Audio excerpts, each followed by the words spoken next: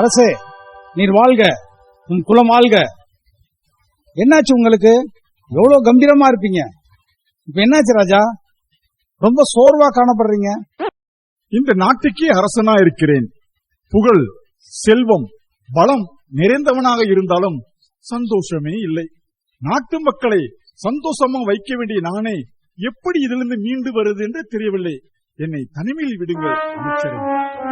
அரண்மனை வைத்தியரை அழைத்து வருகிறேன் மன்னா.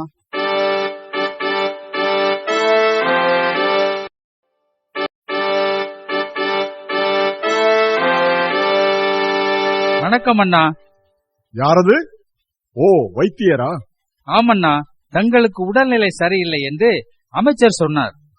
ஆம் வைத்தியரே, சிறிது காலங்களாவே சந்தோஷமாகவே இல்லை. எதையோ இழந்தது போல் உணர்கிறேன். உங்களிடம் ஏதாவது வழி உண்டா? கவலை வேண்டாம் அண்ணா, நான் இருக்கிறேன்.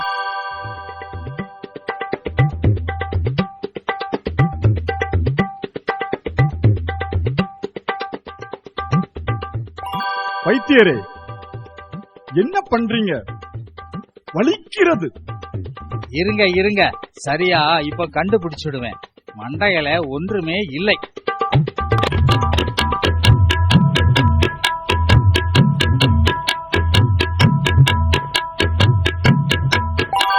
வைத்தியரே, வழக்கத்திற்கு மாறாக நடந்து கொள்வீர்கள். என்னாச்சு வைத்தியருக்கு? சரி, அவர் எது செய்தாலும் நல்லதுக்குத்தான். வைத்தியரே, அரசர் நான். நான் வைத்தியர் மன்னா. நான் அமைச்சர் மன்னா. இதற்கு ஒன்றும் குறைச்சல் இல்லை. போங்கள். கொஞ்சம் பொறுங்கள், கண்டுபிடித்து விடுவேன்.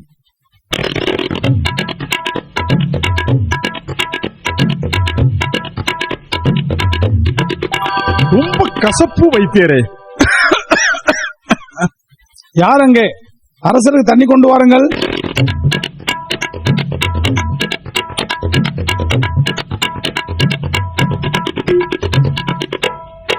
நீர் என்ன செய்தாலும் என் சோகம் என்னை விட்டு போகவில்லை வைத்தியரே. மன்னா, நான் கண்டுபிடித்து விட்டேன். உமக்கு வந்திருக்கிற வியாதி 1 கோடியில் ஒருத்தருக்கு தான் வரும். அது தங்களுக்கு வந்திருக்கிறது மன்னா. இந்த வியாதிக்கு பேர் என்ன தெரியுமா மன்னா? சொல்லும், சொல்லி தொலையும். சந்தோஷ கோபியா. சந்தோஷ கோபியாவா?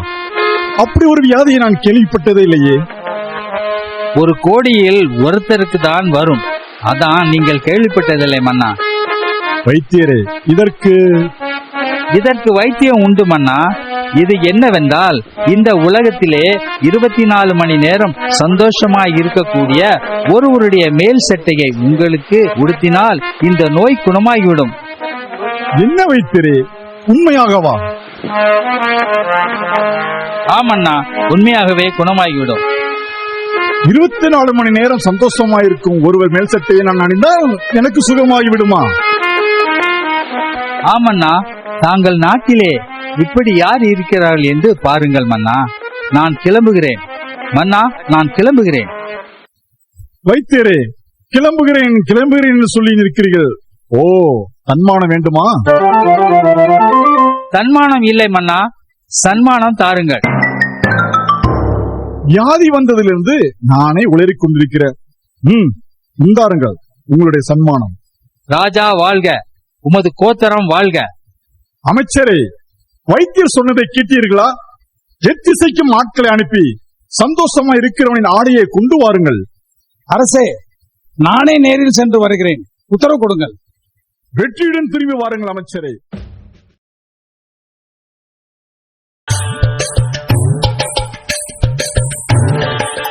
உங்களை எங்கேயோ பார்த்த மாதிரி இருக்கு.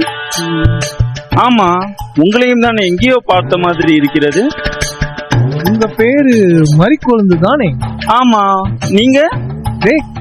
நான் தான்டா சிவக்கொழுந்து, உன் பாலிய சிநேகிதன். ஓ ஆமாண்டா, அந்த பலாப்பழத்தை பார்த்தவுடன் அதை வாங்கி தர சொல்லுவியே.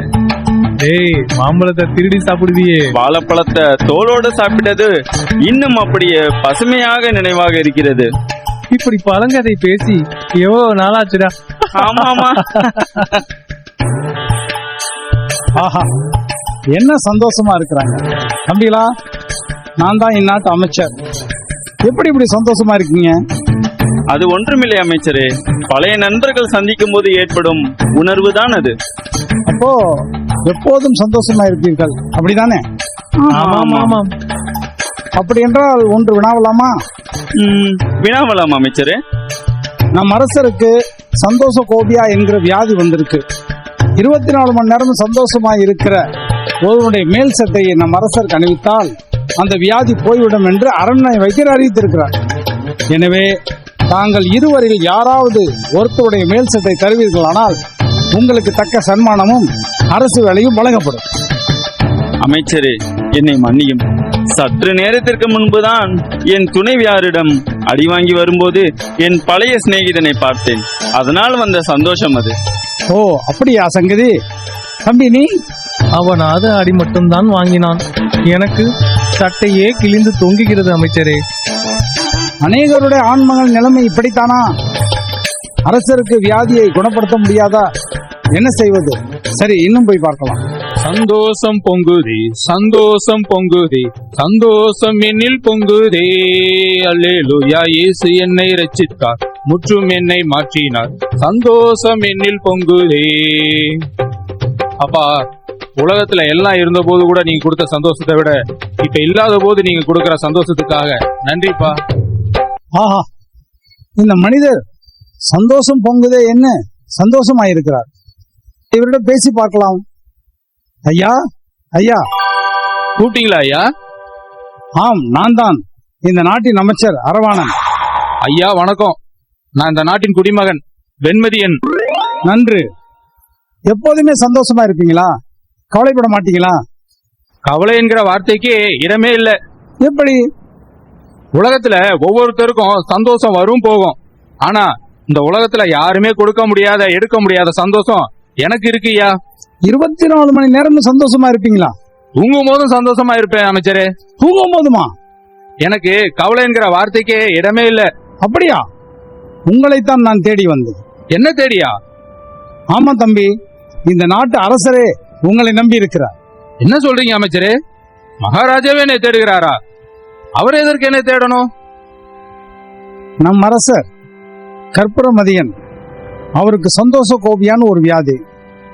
24 மணி நேரமும் சந்தோஷமா இருக்கிற ஒருவருடைய மேல் சட்டையை அவருக்கு அணிவித்தால் குணமாகிவிடும் என்று வைத்தியர் சொல்லி இருக்கிறார். உங்க சட்டையை தருவீர்களா வெண்மதியன்? சட்டையா? ஆமாம், உங்களுக்கு தக்க சன்மானமும் அரசு வேலையும் வாங்கி தருவேன். வண்ண வண்ண சட்டை போட்டுக் கொண்டிருந்தேன். போன மாதத்தில் வந்த மழை வெள்ளத்தில் என் உடைமைகள் எல்லாம் போய்விட்டது. நான் உடுத்தியிருக்கிற இந்த உடையை தவிர வேறு எதுவும் எனக்கு இல்லை. ராஜாவுக்கு உதவி செய்ய ஆசைதான். என்னிடம் மேல் சட்டை இல்லையே. எப்படிப்பா மேல் சட்டை கூட இல்லாம சந்தோஷமா இருக்கீங்க? கூட பிறந்தவங்க இருக்காங்களா? இந்த உலகத்துல எனக்கு யாரும் கிடையாது. எனக்கு எப்போதும் சந்தோஷத்தை கொடுக்கிறவர் எப்போதும் என்னோட கூட இருக்கிறார். அவர்தான் இந்த உலகத்தையே படைத்த கடவுள். அப்படியானால் அவரை கூட்டி வாருங்கள், அரசரிடம் கொண்டு போவோம். யாரெல்லாம் தங்கள் பாவங்களை அறிக்கையிட்டு மன்னிப்பு கேட்கிறார்களோ அவர்கள் உள்ளத்தில் அவர் எப்போதும் தங்குவார். அப்படியா? நான் என் மேல் சட்டையை கொடுத்து உதவி செய்ய முடியாது. ஆனா சந்தோஷத்திற்கான வழியை மகாராஜாவுக்கு சொல்லலாம். நிச்சயமாக, வாங்க அரசரிடம் போகலாம்.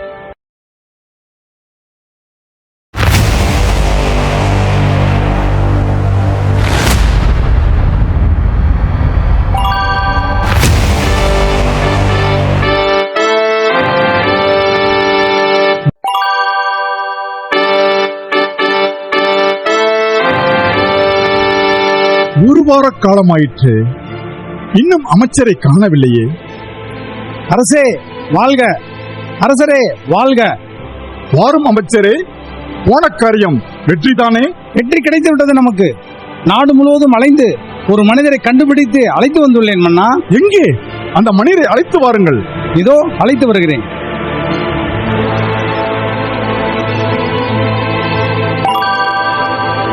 ஆளை பார்த்தால் சரியான உடை கூட இல்லாமல் இருக்கிறார். இவர்தானா நீ சொன்ன மனிதன்? ஆம் அரசே. சரியான உடை கூட இல்லையே, எப்படி சந்தோஷமா இருக்க முடியும் அமைச்சரே?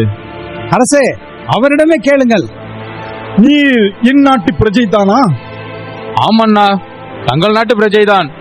என்னுடைய பெயர் வெண்மதியன். உடுத்த சரியான ஆடை கூட இல்லையே, எப்படி நீ மகிழ்ச்சியா இருக்கிறாய் என்று அமைச்சர் சான்றிதழ் கொடுக்கிறார். எனக்கு ஒன்றுமே புரியவில்லை. மன்னா, சற்று பொறுமையுடன் இருந்தால் என்னால் விளக்கம் கூற முடியும். உங்களுக்கு யுத்தத்தில் வெற்றி கிடைக்கும் போது ஒரு சந்தோஷம் இருக்கும். எதிராளி நம் நாட்டின் ஒரு பகுதியை பிடித்து விட்டால் இந்த சந்தோஷம் போய்விடும். ஆனால் எனக்கு இருக்கும் சந்தோஷம் எதுவும் கிடைப்பதால் கிடைத்ததல்ல, நம்மை படைத்த கடவுள் கொடுத்தது. அவர் கொடுத்ததை ஒருவராலும் எடுக்க முடியாது. அதற்கு ஒன்றே ஒன்றுதான், நான் சிறு வயதிலிருந்து செய்த பாவங்களை அவரிடம் முறையிட்டு மன்னிப்பு கேட்டேன். அப்போது எனக்கு கிடைத்த சந்தோஷம் கடந்த மாதத்தில் பெய்த மழை வெள்ளத்தில் என் உடமையெல்லாம் போனாலும் அவர் தந்த சந்தோஷம் என்றும் நிலைத்து நிற்கிறது. அது போகல. அதுதான் என்னுடைய ரகசியம். ஆண்டவராய் இயேசு கிறிஸ்து உள்ளத்தில் வந்துவிட்டால் மன்னிப்பு பெற்றுக்கொள்கிறவர்கள் எவர்களோ அவர்களுக்கு அந்த சந்தோஷம் கிடைக்கிறது மன்னா. ஒன்றுமே இல்லாத இடத்திலே இவ்வளவு சந்தோஷமா இருக்குமானால் அந்த சந்தோஷம் எனக்கு கிடைக்குமா? நிச்சயமாக. உலகத்திலே பிறந்த எல்லோருக்குமே கொடுக்கிறதுக்குத்தான் அவர் இந்த பூமிக்கு வந்தார். என் வியாதி குணமாகுமா? உங்களுக்கு இருக்கிறது வியாதி இல்லை மன்னா, உங்கள் மனதில் இருக்கக்கூடிய சிறு பிரச்சனை. அது அந்த கடவுளால் மட்டுமே சரி செய்ய முடியும். அதை உங்களால் போக்க முடியுமா?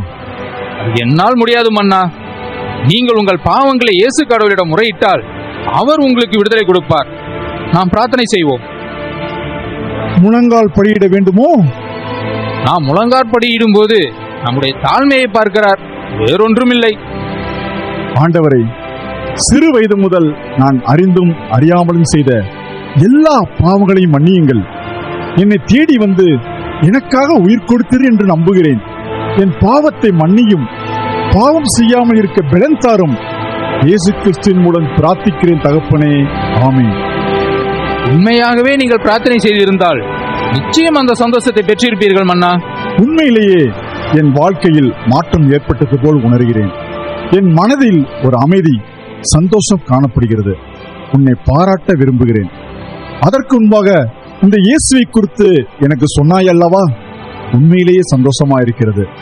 உனக்கு ஒரு பொறுப்பு தருகிறேன். நாடு முழுவதும் யாரெல்லாம் இயேசுவை பற்றி தெரியாமல் இருக்கிறார்களோ, யாரெல்லாம் கஷ்டத்தில் இருக்கிறார்களோ அவர்களுக்கு நற்செய்தியை சொல்லணும். வெண்மதியன், என் அமைச்சர் அவையில் உள்ளவர்களுக்கு நான் நற்செய்தி அறிவிக்கிறேன். சரிதானே அமைச்சரே? சரிதான் அரசே. நிச்சயமாக இலவசமாக அந்த வேலையை செய்கிறேன் மன்னா. உங்களுக்கு ஒரு சிறு அன்பளிப்பு கொடுக்கலாம் என்று விரும்புகிறேன் மன்னா.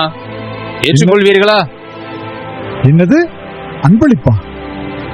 இயேசு கிறிஸ்துவை பற்றி நான் அறிந்து கொண்ட காரியங்கள் இதில் அடங்கியுள்ளது.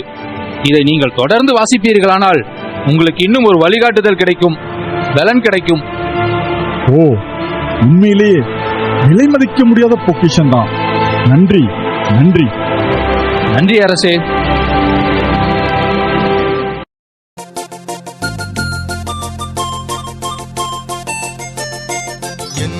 என்ன ஆனந்தம், என்ன ஆனந்தம் சொல்லக்கூடாது. மன்னன் கிறிஸ்து என் பாவத்தை எல்லாம் மன்னித்து விட்டாரே. மன்னன் கிறிஸ்து என் பாவத்தை எல்லாம் மன்னித்து விட்டாரே.